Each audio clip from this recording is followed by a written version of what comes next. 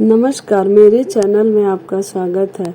आज मैं आप लोगों को कार्तिक मास की कथा का पहला अध्याय सुनाने जा रही हूँ। नैमिषारण्य तीर्थ में श्री सूत जी ने 88,000 सनकादि ऋषियों से कहा, अब मैं आपको कार्तिक मास की कथा विस्तार पूर्वक सुनाता हूँ, जिसका श्रवण करने से मनुष्य के सभी पाप नष्ट हो जाते हैं और अंत समय में वैकुंठ धाम की प्राप्ति होती है। सूत जी ने कहा, श्री कृष्ण जी से अनुमति लेकर देवर्षि नारद के चले जाने के पश्चात सत्यभामा प्रसन्न होकर भगवान कृष्ण से बोली, हे प्रभु, मैं धन्य हुई, मेरा जन्म सफल हुआ। मुझ जैसी त्रैलोक्य सुंदरी के जन्मदाता भी धन्य है, जो आपकी 16,000 स्त्रियों के बीच में आपकी परम प्यारी पत्नी बनी। मैंने आपके साथ नारद जी को वह कल्प वृक्ष आदि पुरुष विधि पूर्वक दान में दिया, परंतु वही कल्प वृक्ष मेरे घर लहराया करता है। यह बात मृत्युलोक में किसी स्त्री को ज्ञात नहीं है। हे त्रिलोकीनाथ, मैं आपसे कुछ पूछने की इच्छुक हूँ। आप मुझे कृपया कार्तिक महात्म्य की कथा विस्तार पूर्वक सुनाइए, जिसको सुनकर मेरा हित हो और जिसकी करने से कल्प पर्यंत भी आप मुझसे विमुख न हो। सूत जी आगे बोले, सत्यभामा के ऐसे वचन सुनकर श्री कृष्ण ने हंसते हुए सत्यभामा का हाथ पकड़ा और अपने सेवकों को वहीं रुकने के लिए कहकर विलास युक्त अपनी पत्नी को कल्प वृक्ष के नीचे ले गए। फिर हंसकर बोले, हे प्रिय, 16,000 रानियों में से तुम मुझे प्राणों के समान प्यारी हो। तुम्हारे लिए मैंने इंद्र एवं देवताओं से विरोध किया था। हे कांते, जो बात तुमने मुझसे पूछी है उसे सुनो। एक दिन मैंने तुम्हारी इच्छा पूर्ति के लिए गरुड़ पर सवार होकर इंद्रलोक जाकर कल्प वृक्ष मांगा। इंद्र द्वारा मना किए जाने पर इंद्र एवं गरुड़ में घोर संग्राम हुआ और गौलोक में भी गरुड़ जी गौओं से युद्ध किया।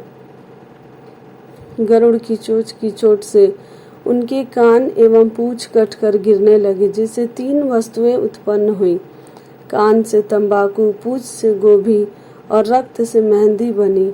इन तीनों का प्रयोग करने वाले को मोक्ष नहीं मिलता। तब गौओं ने भी क्रोधित होकर गरुड़ पर वार किया, जिससे उनके 3 पंख टूटकर गिर गए। उनके पहले पंख से नीलकंठ, दूसरे से मोर और तीसरे से चकवा चकवी उत्पन्न हुए। हे प्रिय, इन तीनों का दर्शन करने मात्र से ही शुभ फल प्राप्त हो जाता है। यह सुनकर सत्यभामा ने कहा, हे प्रभु, कृपया मुझे मेरे पूर्व जन्मों के विषय में बताइए कि मैंने पूर्व जन्म में कौन कौन से दान, व्रत व तप नहीं किए हैं। मेरा स्वभाव कैसा था, मेरे जन्मदाता कौन थे और मुझे मृत्युलोक में जन्म क्यों लेना पड़ा। मैंने ऐसा कौन सा पुण्य कर्म किया था जिससे मैं आपकी अर्धांगिनी हुई। श्री कृष्ण ने कहा, हे प्रिय, अब मैं तुम्हारे द्वारा पूर्व जन्म में किए गए पुण्य कर्मों को विस्तार पूर्वक कहता हूँ, उसे सुनो। पूर्व समय में सतयुग के अंत में मायापुरी में अत्रि गोत्र में वेद वेदांत का ज्ञाता देव शर्मा नामक एक ब्राह्मण निवास करता था। वह प्रतिदिन अतिथियों की सेवा, हवन और सूर्य भगवान का पूजन किया करता था। वह सूर्य के समान तेजस्वी था। वृद्धावस्था में उसे गुणवती नामक कन्या की प्राप्ति हुई। उस पुत्रहीन ब्राह्मण ने अपनी कन्या का विवाह अपने ही चंद्र नामक शिष्य से कर दिया। वह चंद्र को अपने पुत्र के समान मानता था और चंद्र भी उसे अपने पिता की भांति सम्मान देता था।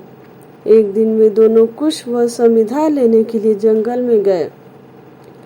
जब वे हिमालय की तलहटी में भ्रमण कर रहे थे, तब उन्हें एक राक्षस आता हुआ दिखाई दिया। उस राक्षस को देखकर भय के कारण उनके अंग शिथिल हो गए और वे वहां से भागने में भी असमर्थ हो गए। तब उस काल के समान राक्षस ने उन दोनों को मार डाला। चूंकि वे धर्मात्मा थे, इसलिए मेरे पार्षद उन्हें मेरे वैकुंठ धाम में मेरे पास ले आए। उन दोनों द्वारा आजीवन सूर्य भगवान की पूजा किए जाने के कारण मैं दोनों पर अति प्रसन्न हुआ। गणेश जी, शिव जी, सूर्य व देवी, इन सब की पूजा करने वाले मनुष्य को स्वर्ग की प्राप्ति होती है। मैं एक होता हुआ भी काल और कर्मों के भेद से 5 प्रकार का होता हूँ। जैसे एक देवदत्त, पिता, भ्राता आदि नामों से पुकारा जाता है।